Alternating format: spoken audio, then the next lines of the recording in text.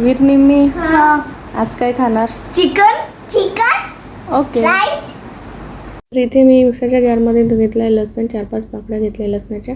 त्यानंतर मी थोडंसं खोबरं ड्राय कोकोनट भाजून घेतलं होतं आणि थोडीशी कांदा मी भाजून घेतला होता, तो आपल्याला घ्यायचा आहे. इथे कढईमध्ये तेल गरम करायला घेतलं आहे मी. आज सरसोचं तेल घेतलेलं आहे. त्यामध्ये ही ग्राइंड केलेली पेस्ट आपल्याला ॲड करून घ्यायची आहे. पेस्ट छान आपल्याला तेल सुटेपर्यंत परतून घ्यायची आहे. त्यानंतर आपण इथे ॲड करणार आहे थोडीशी हळद, मीठ, धने पावडर आणि जिरे पावडर मी इथे ॲड करून घेतला आहे. त्यानंतर मी हा सावजी मसाला रस्सा जो मसाला आहे तो 1 चम्मच मी इथे ॲड केला आहे. त्यानंतर मी इथे 1 चम्मच काश्मीरी लाल तिखट ॲड करून घेतलेलं आहे आणि त्यानंतर मी इथे ॲड केलेला आहे अर्धा चम्मच घरगुती लाल तिखट. त्यानंतर आपल्याला छान हे मसाले तेलामध्ये होऊ द्यायचे आहे, छान शिजू द्यायचे आहे.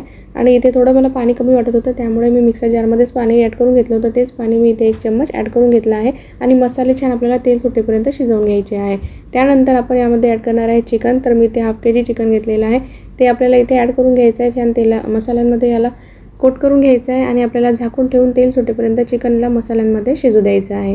त्यानंतर आपण थोड्या वेळाने ओपन करून बघणार आहे, तर तेल छान सुटलेलं आहे बाजूला. तर इथे या स्टेजला मी थोडंसं पाणी ॲड करून घेतलं होतं. जेवढी कन्सिस्टन्सी आपल्याला पाहिजे तेवढं आपण पाणी इथे ॲड करून घेणार आहे. तर मी इथे जास्त रस्सा आज केलेला नव्हता, तर मी आज थोडंच पाणी ॲड केलं होतं. त्यानंतर आपण याला छान झाकून ठेवून शिजू द्यायचं आहे. तर आता इथे छान शिजलेलं आहे, तुम्ही बघू शकता. परत एकदा मी याला छान फिरवून घेतलेलं आहे आणि आपल्याला झाकून ठेवून परत एकदा शिजू द्यायचं आहे.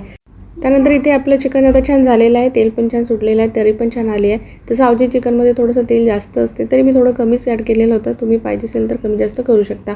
त्यानंतर याला जर तरी आली आहे, तीच मेन असते सावजी चिकनमध्ये. तर अशा प्रकारे आपलं आता चिकन रेडी आहे. ते चिकन इतकं टेस्टी झालं होतं खायला. तर एकदम सिंपल आणि इझी पद्धतीने इथे मी बनवलेलं आहे, पण खायला खूप टेस्टी झालं होतं. तर यासोबत केलं होतं नान.